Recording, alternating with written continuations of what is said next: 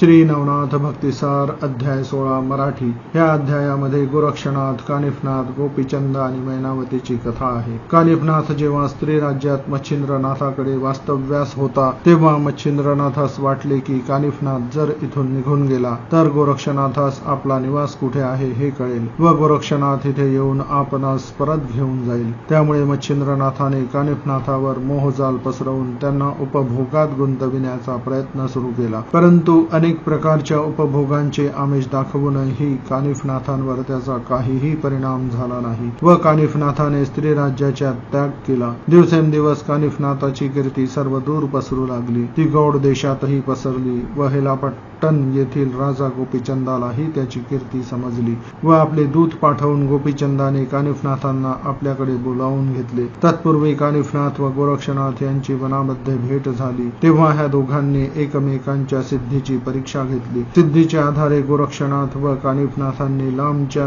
झाडांची रसाळ फळे एकमेकांसाठी आपोआप आणले व एकमेकांचा सत्कार केला व उरलेली फळे परत झाडांवर वापस लावण्याचा इच्छा केली। तेव्हा गोरक्षाने उरलेली सर्व फळे आपल्या सिद्धीच्या बलाने वापस झाडांवर चिटकवली, परंतु कानिफनाथाकडे ही सिद्धी नव्हती। तेव्हा त्यांनी गोरक्षनाथांची श्रेष्ठता मान्य केली। एकमेकांच्या भेटीमध्ये दोघांनाही आपापल्या गुरुचा पत्ता सापडला होता।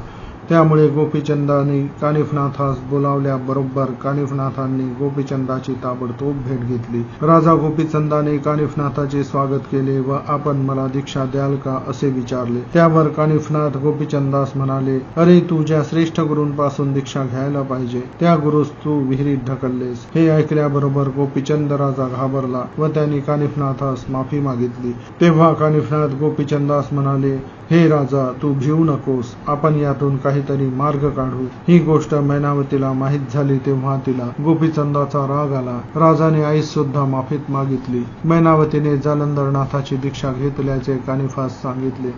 तेव्हा कानिफनाथ मैनावतीला विचारू लागले, तू आपल्या गुरूंना विहिरीमध्ये पुरण्याची संमती कशी दिलीस? तुझी ही कशी गुरुभक्ती आहे? तेव्हा मैनावतीने सांगितले की मला यातले काहीही माहीत नाही। उलट मी तर गोपीचंदास दीक्षा घेण्यासाठी सांगत होती, परंतु त्याने गुप्तपणे हे कृत्य केले। पण मी आता काय करणार? आता आपणच आम्हाला मार्ग दाखवा। कानिफनाथांना सत्य समजले। ते म्हणाले, आता झालेल्या गोष्टीबद्दल भीती बाळगून उपयोग नाही, परंतु गोपीचंदाचे कोणत्याही प्रकारे अकल्याण होणार नाही असा शब्द कानिफनाथाने मैनावतीस दिला व गोपीचंदासही दिला व त्यांची भीती दूर केली। जालिंदरनाथ त्या विहिरीमध्ये एवढ्या कालावधीत जिवंत असतील की नाही याची कल्पना गोपीचंदास नव्हती, परंतु मैनावतीला आपल्या गुरूंबद्दल पूर्ण आदर व भक्ती होती। त्यामुळे जालंधर जमिनीमध्ये जिवंत असतील याची खात्री मैनावतीला होती, त्यामुळे ती शांत होती। या अध्यायाचे पठन श्रवण केल्यास दुष्ट स्वप्ने पडत नाहीत असे ग्रंथात म्हटले आहे।